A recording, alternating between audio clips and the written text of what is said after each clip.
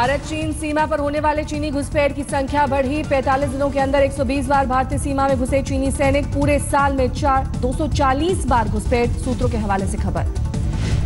Ladakh sector में हुए सबसे ज्यादा चीनी घुसपैठ। पिछले 45 दिनों में 100 के करीब घुसपैठ की रिपोर्ट। इलाके में पूरे साल 150 के करीब घुसपैठ। जमीन के अलावा आसमान पर भी चीन की नजर। चमोली के भारत चीन सीमा में इस साल 4 बार हवाई सीमा के उल्लंघन की रिपोर्ट। चीनी सेना के हेलीकॉप्टर करीब 500 मीटर तक दाखिल हुए। सिक्किम सेक्टर में तनाव के बीच चीन ने भारत के पाले में डाली गेंद।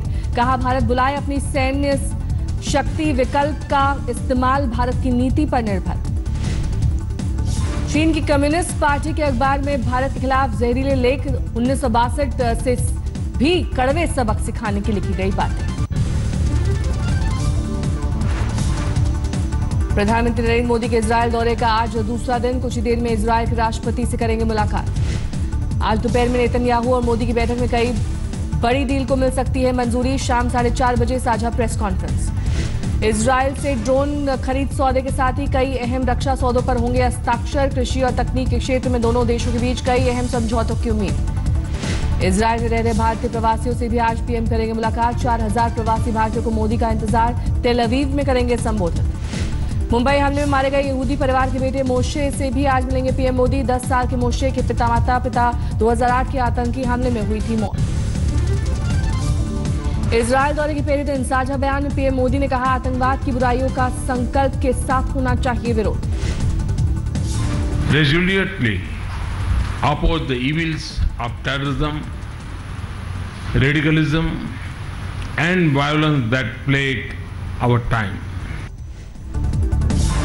आतंकवाद के मुद्दे पर इजरायल ने भारत के रुख को बताया सही। प्रधानमंत्री बेंजामिन नेतन्याहू ने कहा, सभ्य समाज में आतंकवाद का कोई स्थान नहीं।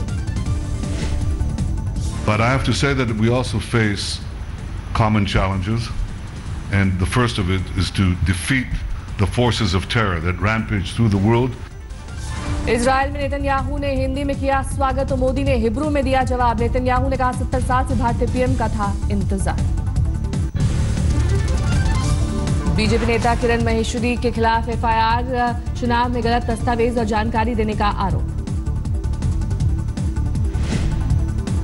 श्रीनगर में असेंबली का आज दूसरा दिन। पहले दिन जीएसटी पर हुआ था हंगामा। गृह राज्य मंत्री किरण रिजिजू ने ट्वीट करके खुद को सुरक्षित होने की दी जानकारी। ईटानगर में खराब मौसम की वजह से हेलीकॉप्टर की हुई थी इमरजेंसी लैंडिंग। अरुणाचल प्रदेश के पापुमपेरे जिले में वायुसेना का एक हेलीकॉप्टर लापता। 3 लोग थे सवार।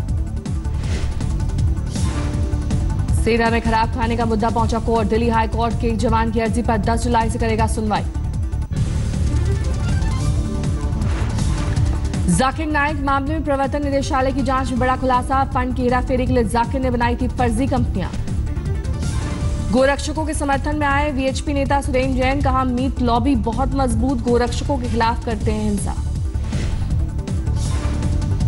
जीएसटी के खिलाफ श्रीनगर में कारोबारियों का आज प्रदर्शन। 5 इलाकों में आवाजाही पर लगाई गई रोक। सुप्रीम कोर्ट ने पुराने नोटों को जमा करने पर केंद्र और आरबीआई से दागे सवाल। सही जमाकर्ताओं को क्यों नहीं मिलना चाहिए वक्त। केजरीवाल और सत्येंद्र जैन के खिलाफ कपिल मिश्रा के हमले जारी। कहा, मेरे पास दोनों के भ्रष्टाचार के मामले में सबूत। 5 जुलाई को लोकायुक्त में दूंगा।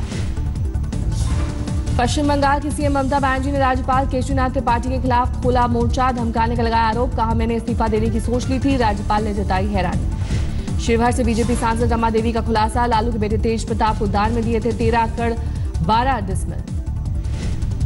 1984 दंगा केस में दिल्ली हाईकोर्ट से सज्जन कुमार को झटका। सज्जन के खिलाफ दायर याचिकाओं पर हफ्ते में 2 दिन होगी सुनवाई। गया में केंद्रीय मानव संसाधन विकास राज्य मंत्री उपेंद्र कुशवाहा ने की नियमों की अनदेखी। आवाजाही के लिए बंद जर्जर पुल को किया पार। लखनऊ में 41 आईपीएस अधिकारियों का transfer. ADG law and order Aditya Mishra हटाए गए। आनंद कुमार को मिली कमान। यूपी के बलरामपुर में भ्रष्टाचार की भेंट चढ़ा करोड़ों की योजनाएं। जिले के प्रभारी मंत्री सुरेश राणा ने जांच कराने का दिया भरोसा। अमरोहा में बीजेपी नेताओं और हिंदू महासंघ के बीच तू मैं। हिंदू महासंघ ने समाजवादी नेताओं के साथ खनन के टेंडर में मिली भगत का लगाया आरोप। लखीमपुर में एसपी दफ्तर पर महिलाओं ने किया प्रदर्शन। एफआईआर दर्ज न करने से खफा। शीना मर्डर केस की मुख्य आरोपी इंद्राणी मुखर्जी के साथ हुई थी मारपीट। इंद्राणी की मेडिकल रिपोर्ट में हुआ खुलासा। इंदु सरकार फिल्म पर कांग्रेस के नेता संजय निरुपम ने बेलाज निलानी को लिखी चिट्ठी, कहा रिलीज से पहले देखना चाहते हैं फिल्म। ठाणे महानगर पालिका के अतिक्रमण विरोधी दस्ते पर फेरी वालों ने किया हमला, 3 कर्मचारी जख्मी, हिरासत में लिए गए 2 फेरी वाले। महाराष्ट्र चंद्रपुर में चलती बस में आपत्तिजनक हालत में पकड़े गए शिक्षक छात्रा, सीसीटीवी में पूरी घटना कैद। महाराष्ट्र के अकोला में 4 साल के बच्चे के अपहरण के बाद हत्या, पुलिस जांच में जुटी। उत्तराखंड के उधम सिंह नगर में बैंक के नोटिस के बाद किसान की मौत, कर्ज से मौत की राज्य में ये 30वीं घटना। बिहार की सीतामढ़ी में गन्ना किसानों ने सरकार को दी चेतावनी, सरकारी अनुदान अब तक नहीं मिलने पर नीतीश के खिलाफ निकाली गई भड़ास। मध्य प्रदेश के किसानों को छत्तीसगढ़ में मिला नया बाजार, 4 से 5 रुपए किलो प्याज बिकने से मिली थोड़ी राहत। गुड़गांव में 45 मॉल्स और शॉपिंग कॉम्प्लेक्स में पार्किंग फ्री, प्रॉपर्टी टैक्स नहीं देने पर एमसीजी ने दिया आदेश। हरिद्वार के डीएम दीपक रावत का सार्वजनिक जगहों पर शॉट करने वालों के खिलाफ हल्ला बोल, एक और शख्स पर लगाया 5000 का जुर्माना। दिल्ली के न्यू फ्रेंड्स इलाके में पुलिस और बदमाशों के बीच मुठभेड़, चांद उर्फ बटरू नाम का इनामी बदमाश गिरफ्तार। झारखंड के जामताड़ा में आदिवासी लड़की की मुस्लिम धर्म के लड़के से शादी के बाद समाज ने किया बहिष्कार, लड़की के परिवार वाले परेशान। बेगूसराय में कट्टरपंथी मुस्लिमों की प्रताड़ना से तंग आकर एक मुस्लिम परिवार ने अपना हिंदू धर्म बदला, इस मौके पर लगे जय श्री राम के नारे। लुधियाना में कबाड़ में मिला जिंदा बम, जांच एजेंसियां तफ्तीश में जुटी। पटियाला में रेड के दौरान 9 क्विंटल गांजा बरामद, 2 शख्स गिरफ्तार। बिहार के मुजफ्फरपुर में महिला ने सीओ को सरेआम पीटा, जमीन के मामले में सुलझाने के दौरान भड़की महिला। पटना में मरीज की मौत के बाद अस्पताल में हंगामा, पुलिस ने के साथ भी भिड़े लोग। सूरत में सिगरेट की कीमत को लेकर हुए विवाद में एक शख्स की बुरी तरह से पिटाई, वारदात को मोबाइल में कैद किया गया। सूरत के न्यू सिविल सरकारी अस्पताल के कैंपस में मिला दलित छात्र का शव, परिवार ने लगाया जातिगत प्रताड़ना का आरोप। बहराइच पुलिस अधिकारी की बिजली के खंभे के पास मिला शव, घर में पसरा मातम। हरियाणा के जींद पुलिस की बड़ी कामयाबी, मोस्ट वांटेड शूटर प्रदीप गिरफ्तार।